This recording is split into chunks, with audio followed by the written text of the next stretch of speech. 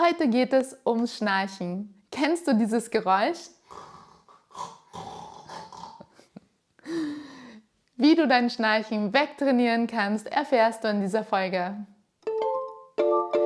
Vitality Sports, dein Podcast für innovatives Training und noch mehr Lebensfreude.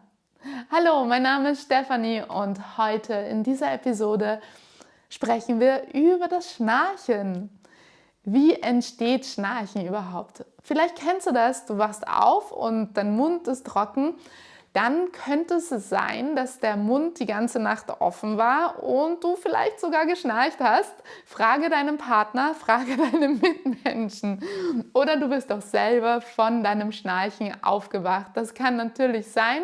Wichtig für dich zu wissen, schenke dir selber mehr Liebe, indem du alle Maßnahmen ergreifst, um dieses Schnarchen wieder abzustellen. Deine Mitmenschen werden sich ebenso freuen, denn auch ihre Schlafqualität und somit auch ihre Lebensqualität ist durch das Schnarchen beeinflusst. Und ja, allein das ist schon ein Grund, sich mit dem Schnarchen zu beschäftigen und alle Maßnahmen zu nutzen, es wieder wegzubringen. Was passiert beim Schnarchen? Beim Schlafen sind wir entspannt. Ja? Es kommt natürlich auch auf die Körperposition an, wie deine Haltung beim Schlafen ist. Aber grundsätzlich, wenn der Mund geöffnet ist, für durch den Mund atmen, erschlafft die Muskulatur in deinem Rachenraum. Deine Zunge ist locker, alles sinkt so nach innen und dann entsteht durch das Luftholen dieses Schnarchgeräusch. Die Säge, die uns alle nicht mehr erholsam schlafen lässt. Ja?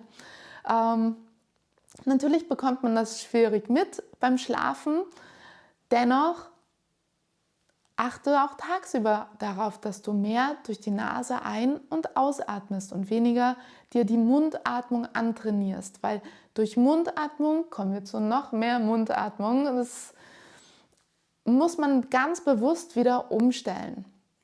In manchen Bevölkerungen gilt durch den Mund eingeatmete Luft als giftige Luft, da sie ungefiltert in unsere Lungen kommt. Man merkt das oft, wenn man im Winter mal draußen laufen war und durch den Mund geatmet hat, da gibst du einen richtigen Druck auf deinen Brustkorb. Ja, dein Hals tut weh, sehr, sehr unangenehm.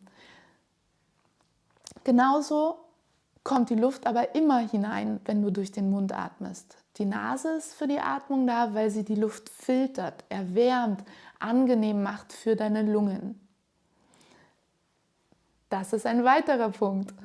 Du tust deinen Atemwegen was Gutes, wenn du durch die Nase atmest. Außerdem freut sich dein Zahnarzt, denn er wird, wenn du durch die Nase atmest, weniger Karies bei dir entdecken. Denn Mundatmung fördert Karies. Wenn du mehr über Atmung wissen möchtest, verlinke ich dir in den Shownotes mein Lieblingsbuch rund um das Thema Atmung. Hier siehst du es von James Nestor, Breath, der Atem. Sehr informativ. Er beschreibt nochmal ganz ausführlich, was Nasenatmung ist, was Mundatmung ist, welche Folgen. Also, achte auf deine Atmung, um deine Muskeln im Rachenraum zu trainieren. Atme durch deine Nase. Deine Muskeln trainieren nicht, wenn du durch den Mund atmest.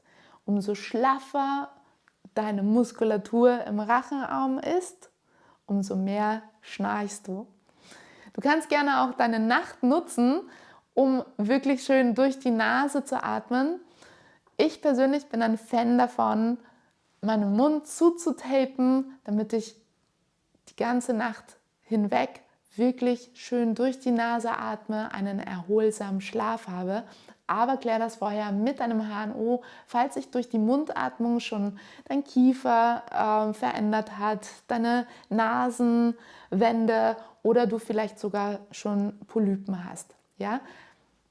Sprich mit deinem HNO und dann teste es mal aus. Ich kann es nur empfehlen, denn der Schlaf ist einfach erste Klasse, erholsam. Man wacht morgens auf, springt aus dem Bett, ist energiegeladen, freut sich auf den Tag. Das wünsche ich dir auch, deinen Liebsten. Darum teile gerne diese Podcast-Episode. Wir stellen sie auch auf YouTube. Schau gerne mal in unsere